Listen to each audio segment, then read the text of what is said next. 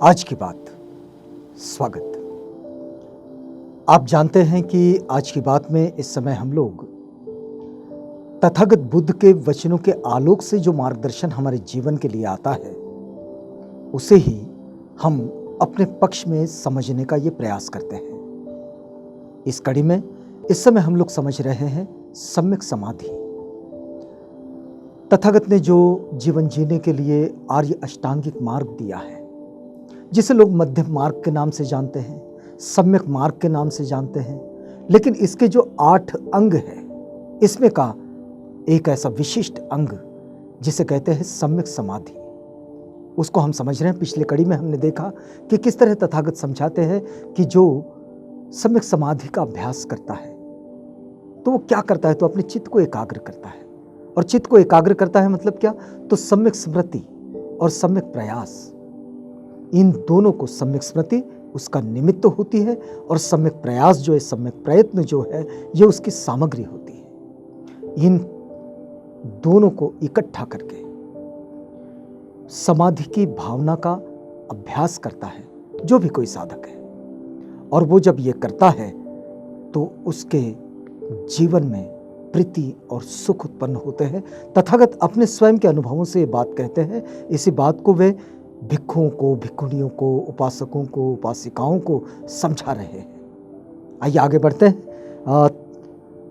तथागत कहते हैं कि देखिए, प्रथम ध्यान में 5 बातें नहीं रहती हैं और 5 रहती है। 5 बातें नहीं रहती और 5 रहती है। देखिए कौन सी 5 बातें हैं। तो जो प्रथम ध्यान की अवस्था में होता है या होती है, जो भी कोई जो प्रथम ध्यान की अवस्था में होता है या फिर होती है, तो उसकी कामुकता विनष्ट रहती है। उसमें कामुकता का भाव नहीं होता, वो वासना कभी नहीं होती, वो कामुक विषयों से बाहर हो जाता है। फिर उसका क्रोध विनष्ट रहता है, वो कभी क्रोधित नहीं होता। अब देखिए, बुद्धिज्म की प्रैक्टिसिंग करने वाले लोगों को आप इस तरह से देख सकते हैं, जो परंपरा से बरसों से बुद्धिज्म की प्रैक्टिस करते हैं। आप उनसे मिलिए, बड़ा विनम्रता का भाव होता है उनके पास। तो उनका क्रोध विनष्ट हो जाता है, आलस्य विनष्ट रहता है, उद्धतपन मतलब पछतावा जो है वो विनष्ट रहता है, और संशय विनष्ट रहता है। 5 चीजें: कामुकता, क्रोध, आलस्य, पछतावा और संशय, ये नष्ट हो जाते हैं। तो 5 चीजें कौन सी रहती हैं? एक तो वितर्क रहता है, विचार रहता है, प्रीति रहती है, सुख रहता है, और चित्त की एकाग्रता रहती है। वितर्क, विचार, प्रीति, सुख और चित्त की एकाग्रता, ये चीजें बच जाती हैं। क्रोध निकल जाता है, कामुकता निकल जाती है, आलस्य निकल जाता है, पछतावा निकल जाता है, और मन में कोई संशय नहीं रहता, संशय निकल जाता है। तो चित्त की एकाग्रता, सम्यक समाधि का जो भाव है वो ये करता है। ये मात्र आंखें मूंद कर बैठने की बात नहीं है। तो ये मन को व्यवस्थित करने की बड़ी ही जागरूक प्रक्रिया है, और इस जागरूक प्रक्रिया के साथ सम्यक समाधि के भाव में रहना होता है। वो भावना का अभ्यास है, वो प्रयत्न है। अब देखिए फिर कि भिक्षु प्रीति से भी विरक्त होकर उपेक्षावान बनकर विचारता है। प्रीति तो मन में उत्पन्न होती है, लेकिन जानता है कि ये बस कुछ पल के लिए रहेगी और फिर निकल जाएगी। तो उसके प्रति उसका जो भाव होता है वो उपेक्षा का होता है, आसक्ति का नहीं होता। भले ही प्रीति से आनंद मिलता हो, लेकिन वो भावना उपेक्षा की होती है। उसको याद होता है कि ये रुकेगा नहीं।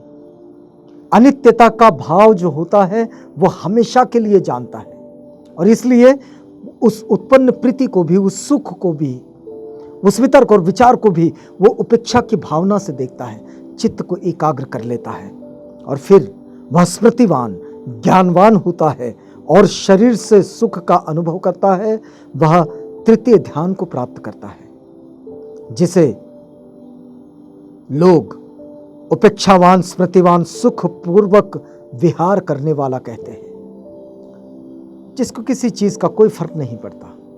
उपेक्षा की भावना से इस संसार को देखता है कि ये संसार जैसा है वैसा है, इसमें ना सुख है ना दुख है, इसमें ना धूप है ना छांव है, बस है जो कुछ है सो है।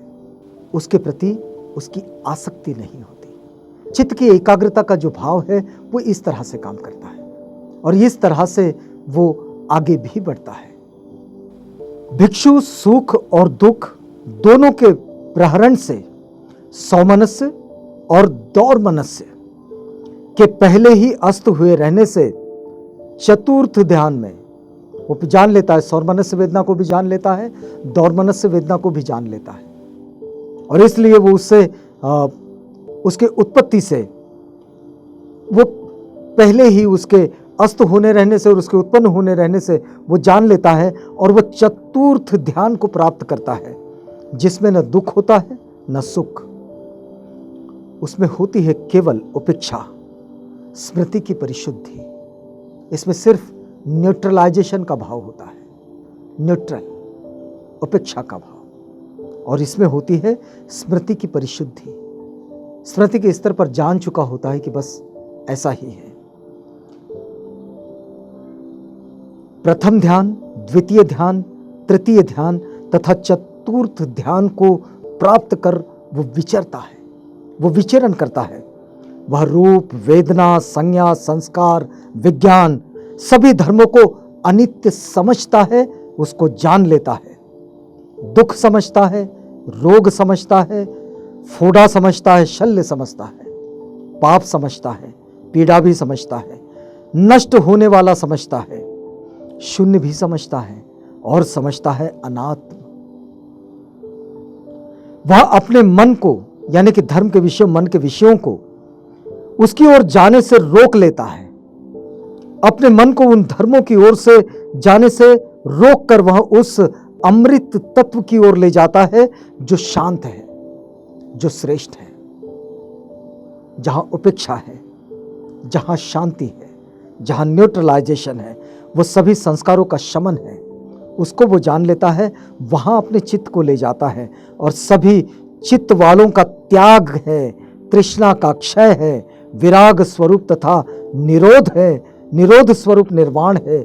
वहां पहुंचने से उसके आश्रमों का क्षय हो जाता है। उसके मन में जितनी आसक्तियां हैं, जितने आश्रव है, उनका क्षय हो जाता है। वो जान लेता है कि निर्वाण कहाँ है, वो जान लेता है कि इस तृष्णा की उत्पत्ति कहाँ है, इन वेदनाओं की, इन पीड़ाओं की उत्पत्ति कहाँ है, और फिर उस उत्पत्ति को कहाँ है ये जान लेता है तो उसको नष्ट करने का मार्ग भी समझ लेता है, उसे नष्ट करने की स्थिति भी समझ लेता है, यानी कि उसका उपशमन करने की स्थिति को समझ लेता है।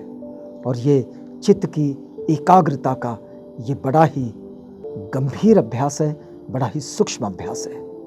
हम समझ रहे हैं इस समय सम्यक समाधि जो तथागत समझा रहे हैं मूल पाली टेक्स्ट से। यह मूल पाली टेक्स्ट सच्च संगहो नाम से आता है। इसका ये हिंदी अनुवाद आप तक पहुंचा रहे हैं। ये अनुवाद डॉक्टर भदंत आनंद कौशल्यायन जी ने किया है, लेकिन मूल पाली टेक्स्ट ये पाली में ही है। यहाँ रुकते हैं इस वादे के साथ कि कल आपसे पुनः भेंट होगी जब हम इसी बात को आगे बढ़ाएंगे। तो तब तक के लिए हमें इजाज़त दीजिएगा।